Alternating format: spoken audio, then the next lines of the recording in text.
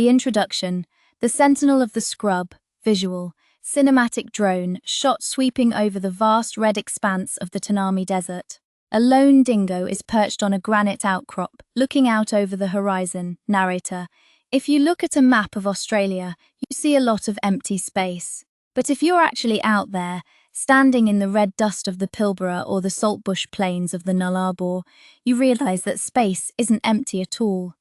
It's watched by this. The dingo, to some, it's a marauder of the sheep country. To others, it's a misunderstood victim of a changing world. But for the last 4,000 years, the dingo has held a job title that no other animal on this continent can claim: the apex predator.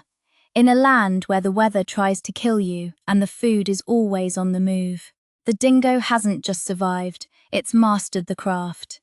Today, we're looking past the myths, the campfire stories, and the social media clickbait to find the real story of Australia's top dog. We're exploring the incredible science of their survival, their complex social lives, and why the health of the entire Australian outback might just depend on them staying right where they are, the genetic puzzle, neither pet nor wolf narrator. Let's start with the big question. Is a dingo just a wild dog? If you ask a geneticist, the answer is a bit of a yes and no, but mostly, it's complicated. Dingoes belong to a lineage of canids that split off from the ancestors of modern domestic dogs thousands of years ago. They arrived in Australia roughly 3,500 to 4,000 years ago, likely hitching a ride with seafaring people from Southeast Asia. Once they got here, they stopped evolving alongside humans and started evolving alongside the Australian landscape. Visual. Comparison graphic showing a dingo, a grey wolf and a German shepherd. While we were breeding domestic dogs for specific jobs, herding, hunting, or just sitting on laps, the dingo was undergoing a different kind of pressure. Natural selection. They developed unique traits you won't find in your average backyard kelpie. For one, dingoes have rotatable wrists. Like a cat, they can use their paws to grip and climb, which is why you'll often find them perched on high rocky escarpments or even low-hanging tree branches.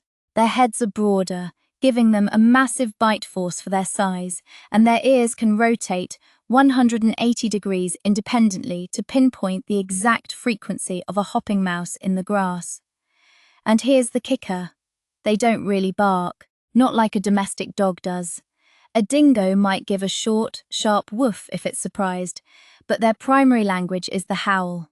It's a haunting, melodic communication system used to define territories that can span hundreds of square kilometers. The social logic, life in the pack narrator, you've probably heard the term lone dingo. And sure, you'll see them wandering solo from time to time, usually young males looking for a territory of their own. But at their core, dingoes are deeply social animals. In the desert where water is gold and food is fast, you have to be smart to survive. Dingoes live in tight-knit family groups. Usually, there's an alpha pair, the bosses, and their offspring from previous years who stick around to help raise the new pups. Visual footage of dingo pups playing while an older sibling babysits. This isn't just about family values. It's a survival strategy. Raising a litter of pups in the Simpson Desert is a massive energy drain. By having older siblings help with the hunting and the babysitting, the dingo ensures that the next generation has the best chance of making it to adulthood, but being the boss comes with big responsibilities. The dingo is a generalist hunter. They'll eat anything from insects and lizards to feral pigs and adult kangaroos. This flexibility is what makes them so successful. When rains fail and the big game moves on, the dingo pivots. They are the ultimate opportunists of the outback, the ecological engineer, the trophic cascade naturalist. Now, this is where we get into the real story promised in the title. Why does the dingo matter? In ecology, there's a concept called a trophic cascade. Think of it like a biological domino effect that starts at the top and tumbles all the way down to the soil. As the apex predator, the dingo keeps populations of large herbivores like kangaroos and emus in balance. If the dingo disappears, kangaroo numbers can skyrocket. Now, that might sound fine, but too many kangaroos lead to overgrazing. The grass gets eaten down to the dirt, the topsoil blows away in the wind, and the small, endangered native mammals, like bilbies and mulgavers, lose their homes and their hiding spots. But there's an even bigger role the dingo plays: visual. Maps showing the distribution of feral cats and foxes across Australia. Australia has a massive problem with invasive species, specifically feral cats and red foxes. These two have been a catastrophe for our native wildlife. But here's the thing: dingoes don't like company. They actively hunt or drive away foxes and cats in areas where dingoes are present and healthy. Feral cat activity drops significantly. By simply being the big dog on the block, the dingo provides a landscape of fear that keeps these invasive killers in check, giving our tiny native marsupials a fighting chance at survival. The Great Divide, the dingo fence narrator. You can't talk about dingoes without talking about the fence. Stretching over 5,600 kilometres from the cliffs of the Great Australian Bight to the Queensland coast, the dingo fence is one of the longest man-made structures on Earth. It was built to protect the sheep industry in the south from dingo predation. And while it has certainly helped the pastoralists, it has also created a massive ecological experiment. Visual, split screen showing the dingo-free side of the fence versus the dingo-present side. If you look at satellite imagery of the fence, you can often see a difference in vegetation. On the side without dingoes, there's often less grass and more woody shrubs because the kangaroo and rabbit populations aren't being managed by a predator. On the dingo side, the ecosystem often looks more like it did before European settlement. It's a complicated issue. For a farmer, a dingo is a threat to their livelihood. For an ecologist, it's a vital organ of the environment. Finding a way for these two worlds to coexist is one of the greatest challenges in Australian land management today. Conclusion: the future of the Desert King narrator. The dingo is more than just a wild dog. It's a survivor of a lost age, a cultural icon for Indigenous Australians, and the guardian of the Outback's delicate balance. Today, they face new challenges, from habitat loss to interbreeding with domestic dogs. But despite the pressure, the dingo remains. The next time you see that flash of ginger fur in the scrub, or hear a howl echoing through a moonlit gorge, remember, you're looking at a masterpiece of evolution. A hunter that doesn't just live in the desert, but rules it. The real story of the dingo isn't one of conflict or fear. It's a story of connection, because when the dingo thrives, the outback thrives. Outro.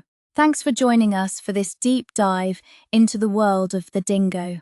If you want to see more high-value wildlife documentaries from the Australian bush, make sure you hit that subscribe button and give the video a like.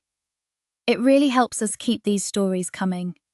We'll see you in the next one. To survival mechanics, the engineering of an icon narrator. In our first chapter, we looked at the dingo's role as the boss of the bush. But to understand how they hold that title, we need to look at the engineering under the hood. The Australian outback is a brutal employer. If you aren't efficient, you're finished. Dingoes are masters of water conservation.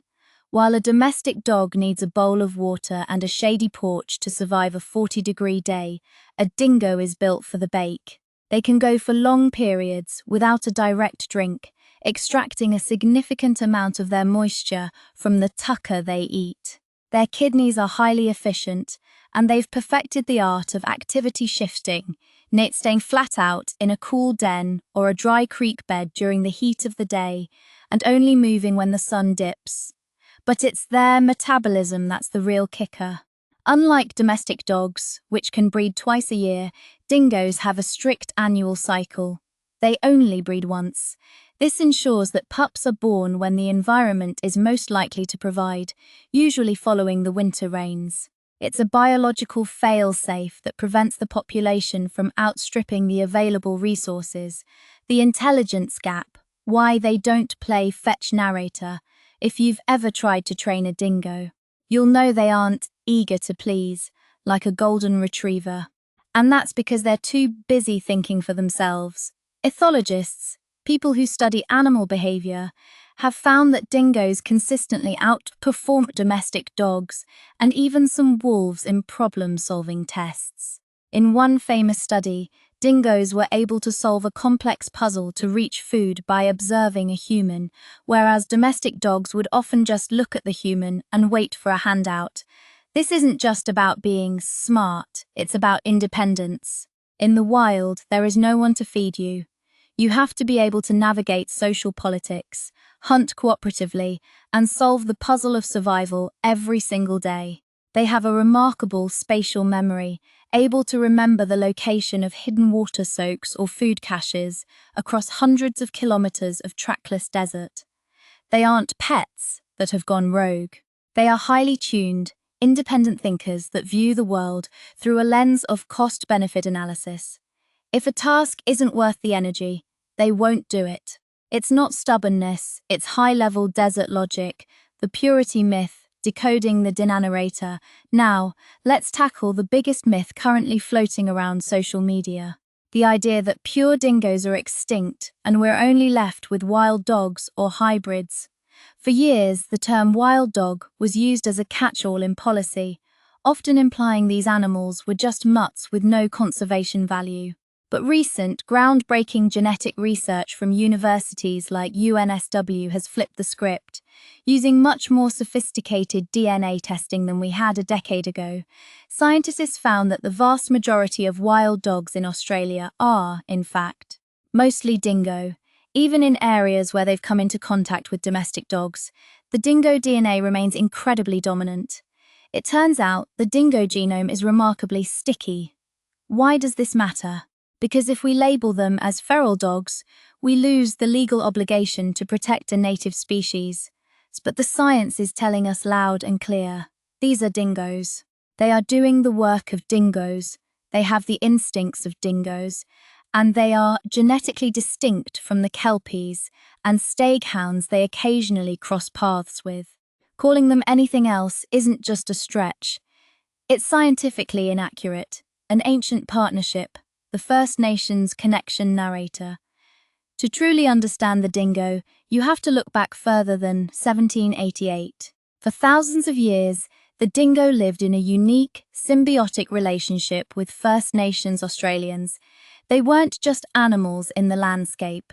They were family. They were companions, hunting partners, and living blankets that provided warmth on freezing desert nights, hence the three-dog night saying. But crucially, this wasn't a master and servant relationship. Dingoes would often live with a community for a time, and then simply wander back into the scrub to raise a litter, moving between the human and wild worlds with total agency. This ancient bond is reflected in the dreaming stories across the continent. To many indigenous cultures, the dingo is a creator being, a protector, and a teacher of law. When we talk about the dingo today, we're talking about an animal that is woven into the very fabric of Australian culture and history. Conclusion: the future of the Desert King narrator. So, what's the verdict on the dingo? The real story isn't about a bloodthirsty killer or a cuddly dog. It's about a sophisticated, ancient predator that has survived against all odds. It's about a genetic survivor that manages our ecosystems, suppresses invasive pests, and carries the history of a continent in its DNA. As we move forward, the challenge is shifting our perspective. Instead of seeing the dingo as something to be conquered, we're beginning to see it as something to be respected. Because at the end of the day, a healthy Australia needs its apex predator. It needs that howl in the night. It needs the Desert King. Thanks for watching this two-part deep dive. If you've learnt something new about Australia's native hunter, drop a comment below. I'd love to hear your thoughts on how we can better coexist with our wild neighbours. See you out bush, the legislative paradox. Protected or pest, narrator. As we move into the final chapter of our journey, we have to confront the most confusing aspect of the dingo's existence, the law. Depending on which side of a state border a dingo stands, it can be viewed as two completely different animals. In some parts of Australia, the dingo is a protected species. recognized for its cultural and ecological importance. But step across an invisible line into a different jurisdiction, and it might be classified as a declared pest. This legal tug-of-war is the front line of modern Australian conservation. The challenge for policymakers is immense. How do you protect a native apex predator that doesn't recognize property lines? We're seeing a shift, though. More and more, wild dog management plans are being renamed dingo management plans. It sounds like a small change, but it represents a massive shift in thinking, moving away from total eradication and toward targeted, evidence-based management. The goal is no longer to wipe them out, but to find a balance where they can perform their ecological duties without devastating the local wool and beef industries. Kagari, the Sand Kingdom narrator. Perhaps nowhere is the human-dingo relationship more visible than on Kagari, formerly known as Fraser Island. This World Heritage-listed sand island is home to one of the most genetically significant dingo populations in the country. Because of their isolation from the mainland, these dingoes have had very little opportunity to interbreed with domestic dogs. Visual: a dingo trotting along a white, sandy beach with crystal-clear turquoise water in the background on Kagari. The dingoes are the undisputed kings. But being a king on a tourist island has its own set of dangers. Here, the biggest threat to the dingo isn't a predator. It's a sandwich. When humans feed dingoes, they break a fundamental rule of the wild. The dingoes lose their natural fear, begin to associate people with food, and eventually, this leads to conflict. The management on the island is a high-stakes balancing act. We want to marvel at these animals in their natural state, but we have to remember they are apex hunters, not pets. Keeping them wild is the only way to keep them safe. It's a powerful lesson for all of us. The best way to love Australian wildlife is to keep a respectful distance and let them be the hunters they were born to be. The New Frontier, Tech and Coexistence narrator. So, what does the future look like? We're entering a new era of smart conservation. Gone are the days when the only tool in the shed was a trap. Today, scientists and station owners are using high-tech solutions to manage the dingo's presence. We're seeing the use of GPS collars that track dingo movements in real time, allowing farmers to know when a pack is approaching a vulnerable paddock. We're seeing the rise of non-lethal deterrents, like fox lights, computerized strobes that mimic the movement of a person with a torch, keeping dingoes away from sheep without firing a single shot. But perhaps the most successful tech is actually thousands of years old: the livestock guardian dog. Breeds like the Maremma sheepdog or the Anatolian shepherd are being deployed across the Outback. These dogs aren't there to fight the dingoes, they're there to claim the flock as their pack. A dingo, ever the pragmatist, will usually look at a flock guarded by a 50-kilo Maremma and decide that the local kangaroo population is a much easier and safer bet for dinner. The landscape of fear, a natural balance narrator. When we allow the dingo to exist in the landscape, we're not just saving one species. We're employing a full-time ecological security team. Ecologists call it the landscape of fear. It sounds grim, but it's actually a beautiful natural rhythm. When dingoes are present, feral goats don't just graze wherever they want. They stay on the move, which prevents them from stripping the vegetation bare. Feral pigs become more cautious. Cats and foxes find themselves on the menu rather than at the top of it. This ripple effect is what keeps the Australian bush resilient. In a time of changing climates and increasing environmental pressure, the dingo is our greatest ally. They are the regulators. They are the ones who ensure that the small, the rare, and the uniquely Australian have a gap in the fence to survive. Closing, the spirit of the red center narrator. We've travelled from the genetic history of Southeast Asia to the high-tech sheep stations of the modern day. And through it all, one thing remains clear. The dingo is the soul of the Australian wilderness. They are a testament to the grit and adaptability required to call this continent home. They aren't villains, and they aren't victims. They are the dingo, the wild dog that rules the desert, as the sun sets over the red dunes, and that first howl breaks the silence of the evening, we're reminded that Australia is still a wild place. And as long as the dingo is out there, patrolling the scrub and singing to the stars, it will stay that way. The real story of the dingo is still being written. And by choosing science over myth and coexistence over conflict, we can make sure it's a story with a long, wild future. Outro. Thanks for sticking with us through this 3-part series on the dingo. If you found this valuable, please share it with someone who loves the Aussie bush as much as we do. For more in-depth wildlife documentaries, hit that notification bell. Until next time, stay wild. The mechanics of the hunt, precision over power narrator. To understand the dingo as a hunter, you have to forget everything you know about the brute force of a wolf pack. In the Australian scrub, energy is the most precious currency there is. You don't spend it unless you're guaranteed a return. Dingoes are cursorial hunters, meaning they are built for distance, but they combine this with a feline-like stealth. Unlike many other canids that bark up their prey or use noisy social coordination, the dingo is a silent operator. When they are targeting a red kangaroo, an animal that can weigh twice as much as they do and pack a kick that can break ribs, they don't just rush in, they use a technique called nipping. In a coordinated effort, members of the pack will take turns harrying the kangaroo, nipping at its hindquarters to tire it out. It's a game of endurance. By rotating the lead pursuer, the dingoes stay relatively fresh while the prey reaches its metabolic limit. This isn't cruelty, it's the calculated efficiency required to take down large game without the hunters sustaining a life-threatening injury. In the desert, a broken leg isn't just an inconvenience. It's a death sentence, the global canid map, dingo versus the world narrator. How does our ginger ghost stack up against its cousins overseas? If we look at the grey wolf of North America or the coyote, we see some fascinating parallels and some stark differences. Dingo versus wolf. A grey wolf is a heavyweight, often weighing up to 60 or 70 kilograms. The dingo is a middleweight, usually topping out at around 20 kilograms.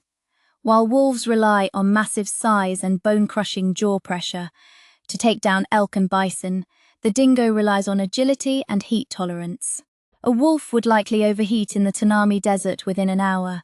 A dingo is just getting started. Dingo versus coyote. This is perhaps the closer comparison. Like the coyote, the dingo is a master of the marginal landscape areas where food is scarce and unpredictable. Both are highly intelligent and adaptable. However, the dingo occupies a much more dominant ecological niche. In America, the coyote has to look over its shoulder for wolves and bears. In Australia, the dingo has no rivals. It has been the sole architect of the terrestrial food web for 4 millennia. This isolation has created a specialist, generalist.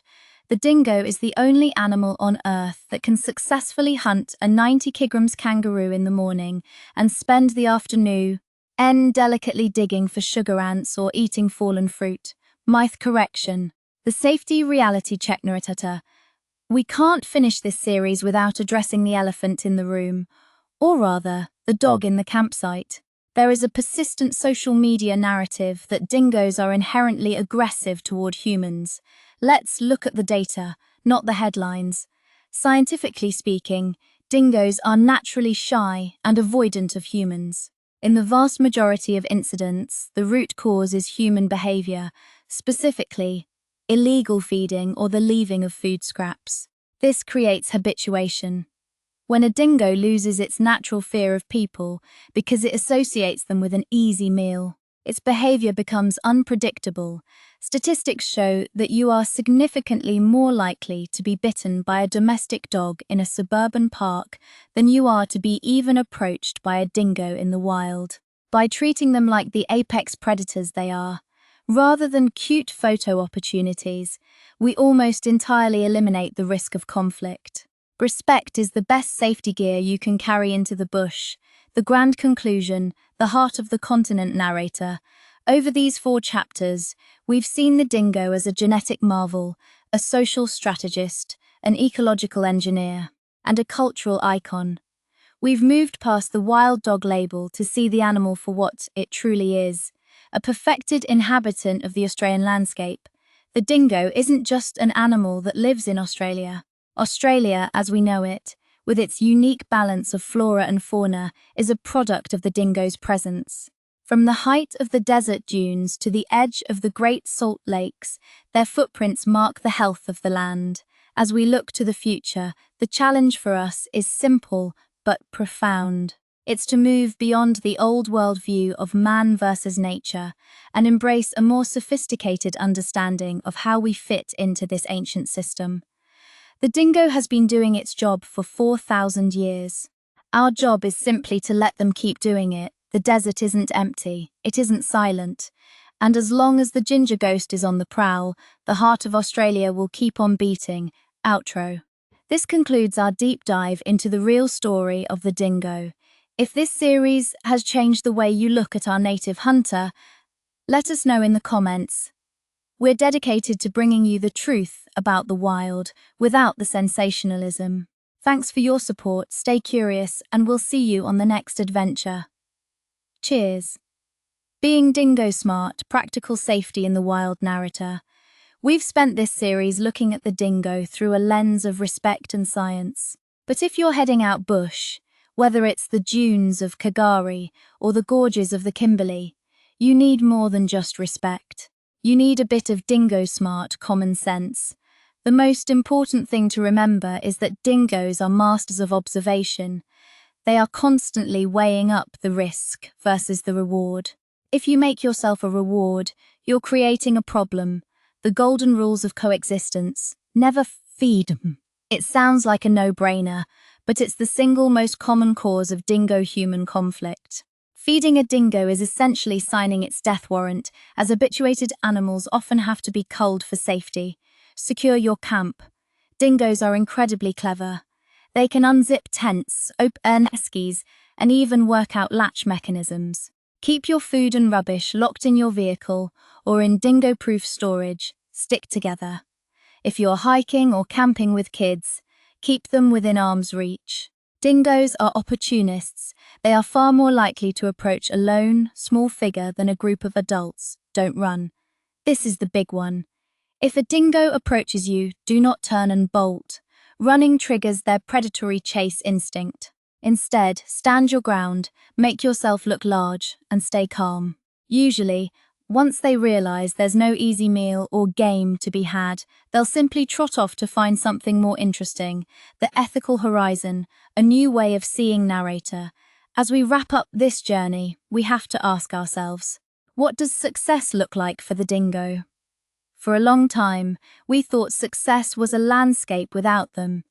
A controlled, fenced-in environment where nothing could challenge our livestock or our comfort. But we've seen the price of that control. Exploding fox numbers, disappearing native mammals, and a loss of ecological resilience. The ethical path forward isn't about choosing dogs over sheep or wilderness over people. It's about accepting that the Australian environment isn't a museum piece. It's a living, breathing system that needs its top-tier hunters to stay healthy. Being ethical in this space means being a fair dinkum observer. It means supporting conservation that uses science rather than fear. It means acknowledging the dingo's 4,000-year history and its spiritual significance to First Nations people. We are guests in their territory, and our goal should be to leave that territory as wild as we found it. The final thought, the song of the scrub narrator. Australia is often described by what it lacks. It's dry, it's old, it's isolated. But to the dingo, it's a land of abundance. Throughout this series, we've stripped back the sensationalism to find an animal that is remarkably poised, incredibly intelligent, and vital to the survival of our unique ecosystems. The dingo doesn't need our pity, and it certainly doesn't need our help in the form of scraps. What it needs is our understanding. When you're out in the desert at night and the fire has burned down to glowing coals, take a moment to listen. That howl, that song of the scrub, is one of the oldest sounds on this continent. It's the sound of a system that works. It's the sound of a survivor that has seen empires rise and fall while it stayed exactly as it needed to be. The dingo is the sentinel of our wild places. It's the guardian of the dunes and the king of the spinifex. By choosing to protect them, we're choosing to protect the very essence of what makes Australia, Australia. Closing credits and final call to action narrator. If you've stuck with us through all 5 parts of this series, you're now better informed than 99% of the people who talk about dingoes online. Use that knowledge, share the science, correct the myths, and help us move toward a future where the Desert King can keep its throne. This documentary was made possible by viewers like you who value high-quality, evidence-based wildlife content. If you want to support more long-form Australian stories, consider joining our channel membership or checking out the links in the description. Visual. The screen fades to a final shot of a dingo pup looking curiously at the camera before trotting off after its mother into the sunset. The Outback is calling. Let's make sure we're listening.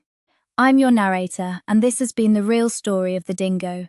Until next time, keep your eyes on the horizon and stay wild. Screen fades to black. Text overlay, dedicated to the conservation of Australian native species.